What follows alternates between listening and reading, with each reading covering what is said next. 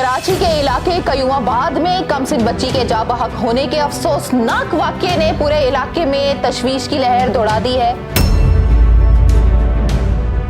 آخر کب تک بچیوں کے ساتھ زیادتی ہوتی رہے گی؟ ہمارا قانون کیا کر رہا ہے؟ کب تک 1.5 سال 2 سال 4 سال 6 سال 10 سال اور نہ جانے کتنی عمر کی لڑکیوں کے ساتھ زیادتی ہو رہی ہے؟ اب یہ حالات ہے کہ ہم لوگ خود کو بھی محفوظ نہیں محسوس کرتے۔ کیا کافی ہے یہ سب؟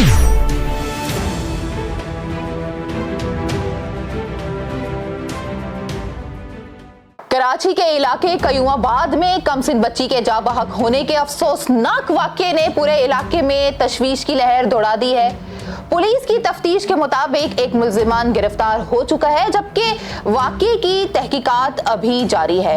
مزید جانتے ہیں اس رپورٹ میں۔ پولیس حکام کے مطابق گرفتار ملزم مقتولہ بچی کا قریبی رشتہ دار بتایا جا رہا ہے۔ ابتدائی تفتیش اور اہل خانہ کے بیانات کی روشنی میں واقعے کی مکمل حقیقت جاننے کے لیے تحقیقات کا دائرہ مزید وسیع کر دیا گیا ہے۔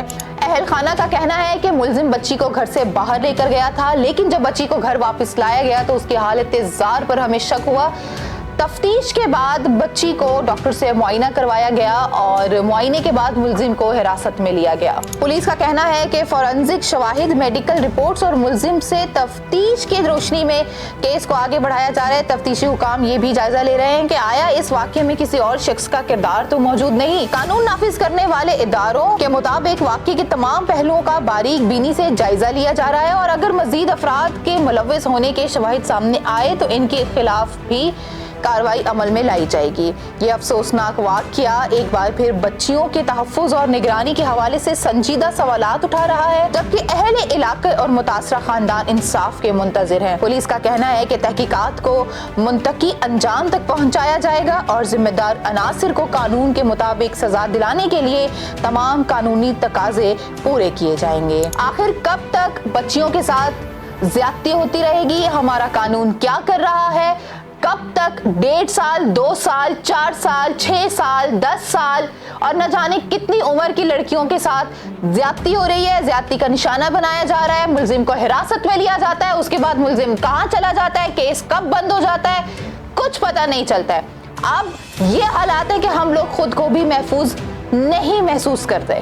ہمارا قانون کہاں ہے؟ ہمارا تحفظ کہاں ہے؟ یا پھر ہم یہی سنتے رہیں گے کہ قانون دیکھ رہا ہے، انویسٹیگیشن چل رہی ہے، ملزم حراست میں لے لیا گیا اور کچھ دنوں کے بعد ملزم باہر آ جاتا ہے؟ کیا کافی ہے یہ سب کہ اس کو کچھ دن جیل کے اندر رکھا جائے اور اس کے بعد اس کو باہر لے کر آ جائے تاکہ وہ دوسرا ایک اور گناہ کرے؟ اس بارے میں کچھ نہیں کہوں گی۔ آپ لوگ اپنا فیصلہ جو ہے ہمیں کامنٹ سیکشن میں ضرور بتائیے گا۔